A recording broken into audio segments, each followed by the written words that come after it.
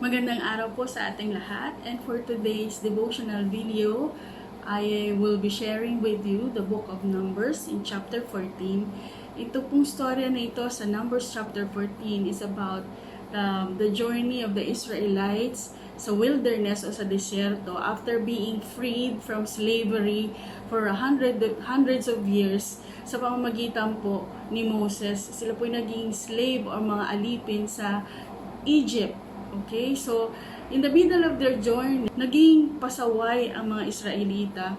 At in spite of the many miracles and wonders na ginawa ng Diyos sa kanila, ilan na dito ay yung pagliligtas sa kanila nung nasa Egypt pa sila sa 10 plagues at saka sa pagtawid nila sa Red Sea sa pamamagitan ng paghati ng Diyos dun sa dagat sa pamamagitan din ni Moses. At dito nga po sa chapter 14, ipinakita na parang lahat ng yun nabaliwala o nakalimutan na lahat ng mga Israelita yung mga ginawa ng Diyos sa kanila at nila Moses sa kanila. Nung binabasa ko po ito, parang sabi ko, parang na-lockdown din pala sila, no? Na, kasi dapat 14 days lang nandun na sila. Pero ang tagal ng panahon na narating nila at hindi nga lahat sa kanila ay nakarating. Yung 14 days ay naging 40 years. So, naging extended ang kanilang ECQ. Katulad din po sa atin. So, bakit nga ba? Ano bang nangyari dito sa story na to, sa part na ito ng Bible? Sabi sa verse 2, sa Numbers 14, verse 2, all the Israelites grumbled against Moses and Aaron, and the whole assembly said to them, if only we had died in Egypt or in this wilderness. Unang-una, no, nung nandun na sila, naging grumbling na sila doon. Puro reklamo na ang kanilang mga pinagsasabi. Okay, walang pinagkaiba sa sitwasyon natin ngayon na since day one, parang 'di ba, tuwing magbabasa tayo ng mga news feed, ng pag nanood tayo ng mga live streaming ng mga news, at kung ano pa, magbabasa tayo, puro mga reklamo ang nababasa natin. Then in verse 2 naman, in verse 4, sinabi naman po diyan sa Numbers 14 verse 4, sabi ng mga Israelita, let's choose another leader. O di ba po, familiar na familiar. Ganyan din po ang parang nangyari sa atin. Na recently lang merong movement na oust the president, di ba? And wait, there's more. In verse 10, ang sabi po dyan sa verse 10 ng chapter 14, but the whole assembly talked about stoning them. Ang them po na sinasabi dito ay sina Moses, sila Aaron, si Joshua at si Caleb. Sila po ang itinalagang leader ng Panginoon sa kanila.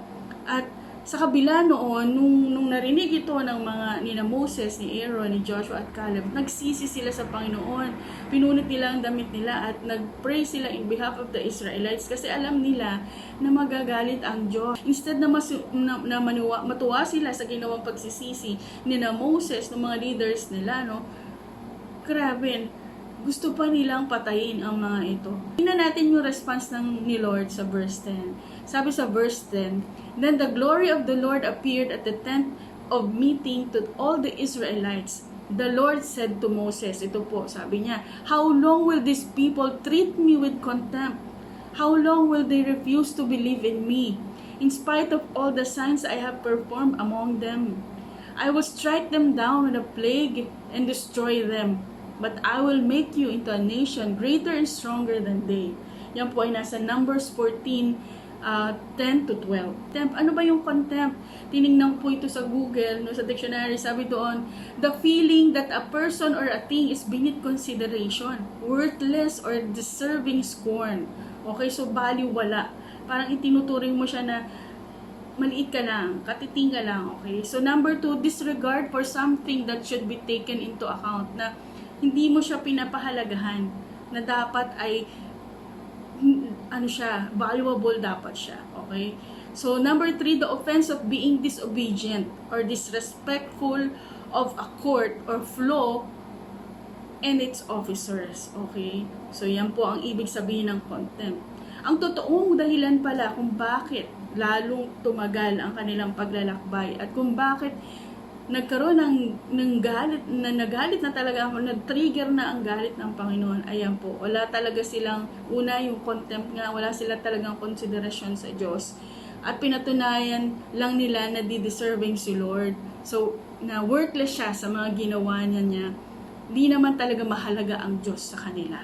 Okay? Yan po ang ibig sabihin ng contempt. Tinitreat mo lang talaga ang Diyos lightly. Okay? Dahil may ibang mga mas mahalaga sa buhay mo, at ang nasusunod lagi ay yung gusto mo. Gusto ko nito kasi that time ang dami nilang mga request, dapat ganito. At pag hindi nasusunod, yan, nagre-reklamo sila, nagre-rebelde sila.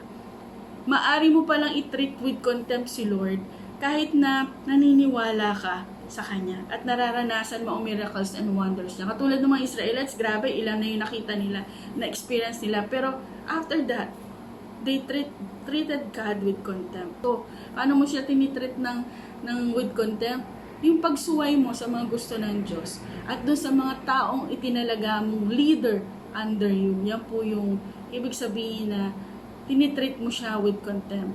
And ako, I strongly believe, no, that what is happening right now in our situation, itong pandemic na ito, it is the consequence of our disobedience and stubbornness with God. I believe ginagamit ng Lord ang pandemic na ito for us to realize na, anak, hey, I am the only one that really matters to this life, to you, to us. Okay?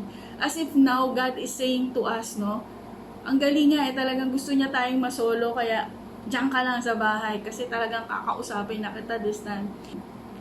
Kaya do not treat God with contempt. Stop playing games with God. Hindi naman cruel si God or hindi siya KJ, pero kung tulad tayo ng mga Israelita, seryoso po siya. Lalo kung kiniklaim natin na Christian tayo, it is time to get down on our knees and reconcile with God. Okay? Black is black, white is white. We say we believe in, pero pag tinitreat pala natin siya with contempt, we also say that we really don't believe Him. So parang we become a liar. Through this pandemic, God is giving us another chance to believe again and to extol Him to the highest place in our life. Dahil kung hindi tayo matututo during this grace period na ito na ginagamit ng Diyos, na masolo niya tayo dahil lockdown nga tayong lahat. Sinabi niya sa patuloy na pagiging disobedient natin, no? Sabi niya, I will strike them down with a plague and destroy them. At ito nga pong pandemic na ito, itong COVID-19 is a form of a plague already. Pero may pangako po ang Diyos sa lahat sa lahat na itinatrato siya na pinakamahalaga sa buhay niya at tunay na naniniwala na siya ay Diyos at susunod sa Kanya. Tulad ng pangako niya kina Moses, Aaron, Joshua at Caleb. Sabi niya sa Numbers 14:12, I will make you into a nation greater and stronger. Okay? Kung gusto po natin yung maranasan yung kanyang pangako at kung sino ba talaga siya, ito po. Nawa po mula ngayon, moving forward, we will not treat God with contempt anymore. We will stop playing games with Him as our God because He is most powerful and almighty. We will place Him to the highest place in our lives. We will obey Him and follow whatever He says in His Word, the Bible. At saka yun nga po, importante din, no, na tayo ay nagbabasa rin ng Bible dahil kahit gusto nating sumunod sa Diyos, pero hindi naman natin alam kung ano yung gusto niya, paano natin siya susundin, di ba po? So, importante po na alam din natin yung gusto niya. At yan pong mga gusto niya ay nakasulat pong lahat sa Bible. Okay? So, again, if we really believe that God is God, do not treat God with contempt. Stop playing games with God. Okay? So, especially read His love letters, the Bible. Maraming pong salamat. Pagpalain po tayong lahat.